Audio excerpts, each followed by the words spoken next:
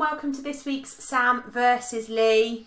First of all, just a reminder, the results I'm about to give were based on game week 15, not the game week 16 fixtures. A lot of FPL going on. A lot of FPL. So much FPL going on. So, I was 1-0 up on you the last we spoke. Okay, go on. This week, but you can't even remember who you picked. Who did I pick for game week 15? There's been like 20 games since I picked these, but go on. Well, you were incredibly jammy.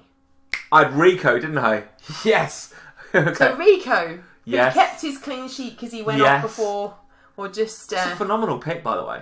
Phenomenal pick. Absolute luck. Sheer, unadulterated luck. So go on then, Rico, anyway, 9 points, yes. With a nice 9 points. Very good. Campwell with just 2, so he was your disappointment. No, he didn't do anything there. in 15, did he? No. And of course your loyalties lie, obviously, up top with the remarkable Danny Ings, who yet again returned in game week 15 and scored He cannot stop returning Danny Ings right now. And scored you another 9 points. So you totalled 20. Excellent. Okay, I think that's all right. Very lucky, but excellent. Take the Rico. Rico, brilliant. As for my team this week, so I had Willems at Newcastle, who kept a clean sheet and got 6, so that was nice. No Rico 9-pointer, but you know, whatever. Did actually keep a clean sheet though, didn't just go off. I had Zaha, who was incredibly disappointing with just 3, and Timu Puki, who got 8. Okay. So I got 17. He did in game week 15, got 8. Yeah, okay, yeah. So I got 17. Actually deserved 17 points. Rico won it for me. Rico, yes, with his jammiest of jammiest 9 points, has won it for you this week. Very annoying. Get in there, Rico. So it's 1-1. And you're not bitter about it, and I'm not at all angry about it, no. So heading into game week 17, Sam versus Lee, it is all tied at 1 each. So cool, okay. Let's see who can win this one. So this week, so happy with that win, by the way. So happy.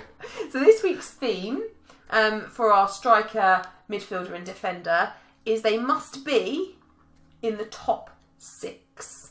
So this is like the complete opposite to before. We did like bottom half teams, and it was quite hard to pick. So this now it's top 6. I'm being a bit kinder in some ways. You are, absolutely. By picking top 6. Can I not pick Rico again? No, but actually it makes it more difficult in some ways because there are so many good options in those top 6 teams. It's actually really hard to just pick 3 of them, one in each position. Yeah. So the teams that are currently in the top 6 positions, and therefore that you can pick from: Liverpool, Leicester, Manchester City, Chelsea, Manchester United, and Wolves. No Spurs? No. Okay. I knew you were going to say that. So Spurs are 7th. Before the Wolves game today, they were 6th. You'll be up there soon, don't worry. You'll be in there. Don't you worry, we're coming to get you. Okay, so... You ain't coming to get us, I'm telling you.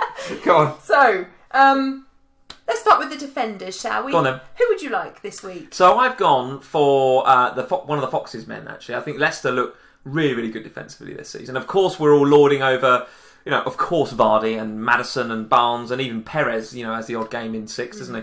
But defensively, they look very, very solid as well. And obviously, Soyuncu is the value pick. He's in my team. But money no object, which obviously the Lee versus Sam is. Sam versus Lee. Ben Chilwell has got all of the attacking prowess as well as the opportunity for a clean sheet. Now, they are at home to Norwich in the next fixture. Now, we know that Norwich can get forward. We know that Pukki and Cantwell and all these guys are pretty good going forward. But I do fancy Leicester to keep them out. Defensively, very, very solid across game week 10, 11, 12 and 13. Had a clean sheet in each of those 4.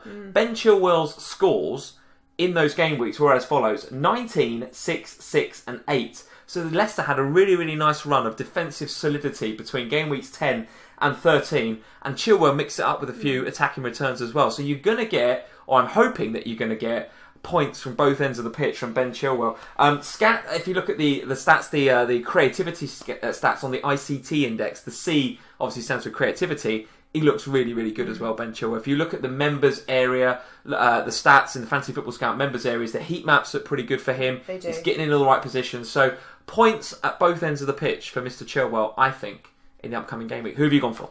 Okay, so I am going up in the league. Right. And using my Liverpool player. Go on. On Trent Alexander-Arnold. Okay. difficult, I think, in some ways, to pick the Liverpool defence instead of one of the attackers, because obviously in this game we can only have 3 players and I can only have 1 Liverpool. So you can only use Liverpool once and Leicester once. Yeah, so I can't pick 3 Liverpool or 3 Leicester.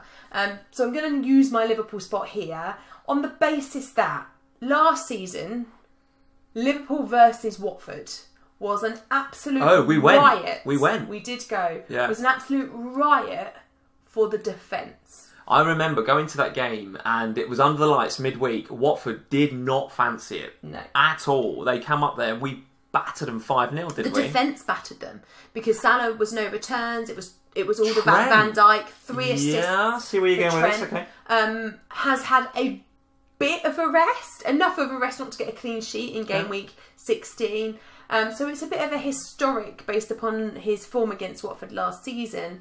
But we've seen that there can be some really good attacking things from Trent as well this season. And we did get a clean sheet from Liverpool in game week 16. So maybe this is the beginning of a re-emergence of the Liverpool clean sheet. So Chilwell versus Trent. I actually like the Trent one as well because I think he's pretty nailed on as well now. He's had his rest. The reason he came on in that Bournemouth game was because Lovren actually pulled up with an injury. So I think he's potentially out for a few weeks. We don't know exactly yet, but he's out for a few weeks. So with him and Matip not around, that nails on Gomez at centre half with Mr. Van Dijk.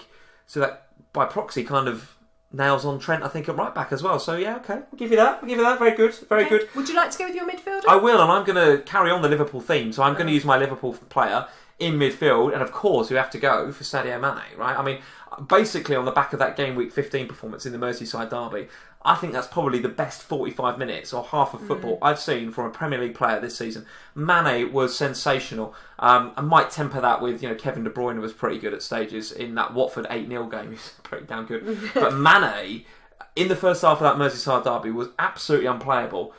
So obviously a lot of people were captaining him for the Bournemouth game, and then he gets the rest. So I think there's a few sort of maybe Jamie Vardy vice captains knocking about in game week 16 potentially. But Mane is having had the rest, assuming nothing untoward happens to him during the Champions League against Salzburg. He's going to come in at home to Watford, and Watford look, as you rightly pointed out with your Trent stats there, they look a bit out of sorts, Watford. Just sacked the manager. Pearson, I think, was in the stands for game week 16, so it's going to be on the touchline for 17. Sorry, I apologise for the Watford fans, but appointing Nigel Pearson feels a bit like preparing for the Championship. In a little bit. So I do feel like Mane, Watford are there for the taking for Mane and co. Having had his rest, Klopp will just unleash him, I think, against Watford. And I think he's going to be really, really good. Last 6 at home, he's only blanked once, and that was against Brighton in game week 14. He did have an off day, no doubt about it. But Mane at home tends to bring home the bacon. So, Sadio Mane, easy pick for me. Who are you going for? I'm a bit worried about that, to be honest. That worries me a lot. So I'm going to put my trust in the misfiring Captain America. Oh, now 4 back-to-back blanks. 4 back-to-back blanks for Pulisic, but before that, 28 and 9 points. So has had a run of form.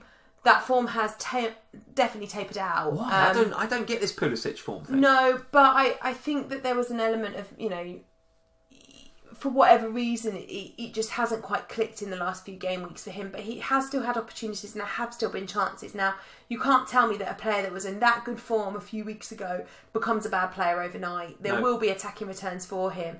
And I think there's a lot of knee-jerk transfers going on at the moment with, KDB out, Pulisic is out, right. Mount's out. Just because they haven't returned in a couple of game weeks, suddenly it's like, well, let's get rid of them and let's jump on another bandwagon.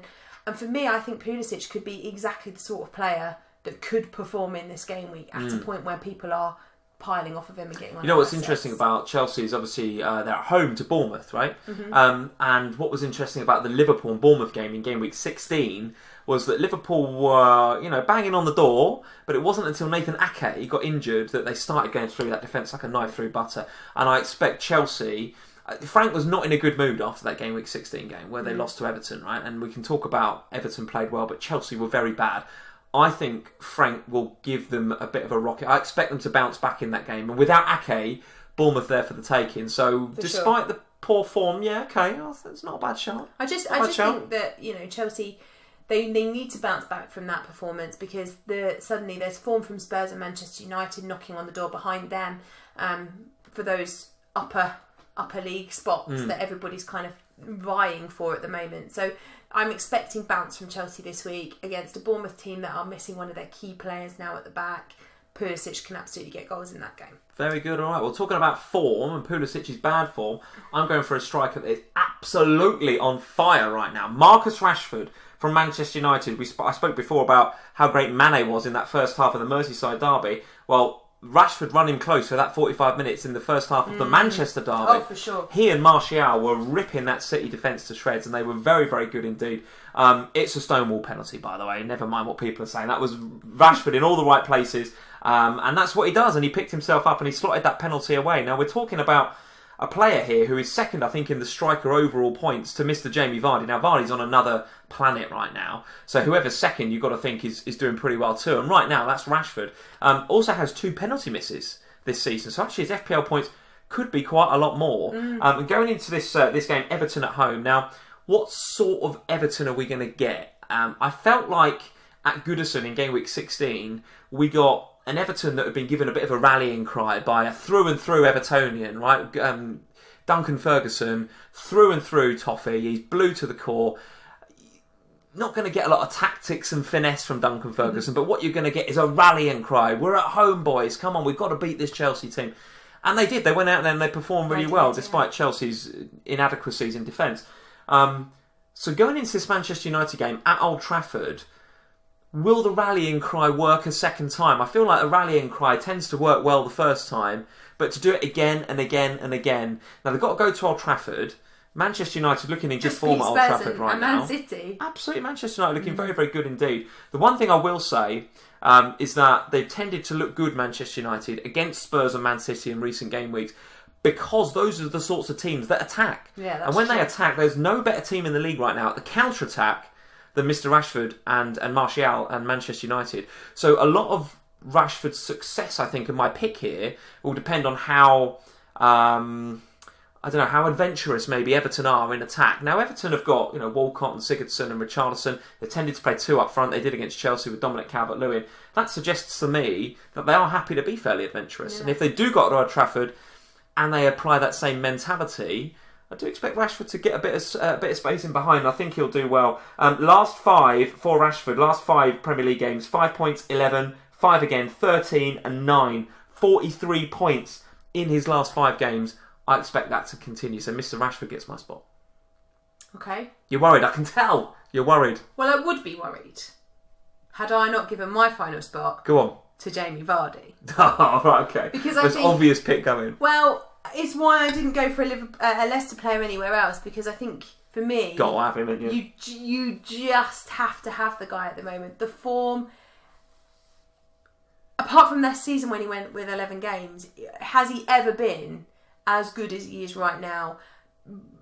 No, I don't. He's got that record in his mind as well, isn't he? The 11 games is in his head, and he's all about getting to that point. And I think everything about Leicester, the new contract for Brendan Rodgers, that kind of like, let's just stop all this chatter about, is the manager going elsewhere, because that Leicester team look outstanding right now, and they are like that because of that man up front. He is their talisman, he is their absolute hero, and I can only see goals for him in this week. Against, as you say, Norwich at home, they cannot defend. There are goals. They've defended a bit better recently. Not against Jamie Vardy. Okay. I do think that team is built for Vardy. And I think, Rodgers has come in clearly with a remit around Vardy that says, don't you come and drop deep and get it. Don't get involved. You stay there. Score me goals. They'll bring it to you. And I think that's such a mentality that I think Mourinho's trying to get into Kane, actually, at Spurs. But it's working perfectly for Rodgers and Vardy right now. Yeah. So, yeah, it's a great pick. And I just, how often in one of these competitions am I going to be able to pick Not many. Jamie Vardy? Because it's highly unusual that we're allowed to pick, or that I give us the remit to pick from these big clubs. And I just thought now is actually a really interesting time to do it, because the big clubs, there's so many players within those big clubs performing. You can't have them all. So you got to make choices. And for me, he was the one that was absolutely like, you're the first one I'm picking. And Okay. So that's where we are. So Sam won, Lee won in the overall scores. But this week, you're going for, remind us. So Trent, Pulisic, Vardy. Trent, Pulisic and Vardy. Pulisic is your weak link there. He's the I think I can get to you. I think I can get to you with Captain America. And my 3 picks, Chilwell, Mane and Rashford. It's going to be tight, this. It's going to be good. All 6 of those should get points. This should be our highest scoring week. It should be. Watch them all get 2. Blatantly zeros and blanks incoming. Well, guys, thank you for tuning in. Leave us a like before you go. If you haven't subscribed to the Fantasy Football Scout channel yet, go hit that subscribe button and we'll see you for round 4 of Sam versus Lee in the not too distant future. Cheers, guys. Bye.